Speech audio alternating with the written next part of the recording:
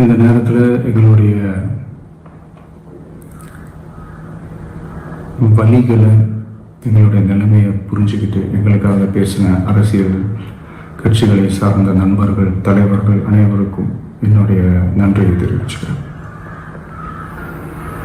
கிட்டத்தட்ட ஒரு 5 மாவட்டத்துக்கு பிரச்சாரத்துக்கு போனோம். இந்த மாதிரி எதுவுமே நடக்கல. ஆனால் கரூரில் மட்டும் ஏன் எப்படி நடக்குது, எப்படி நடக்குது? மக்களுக்கு எல்லா உண்மையும் தெரியும். மக்கள் எல்லாத்தையும் பார்த்துக்கிட்டு இருக்கிறாங்க.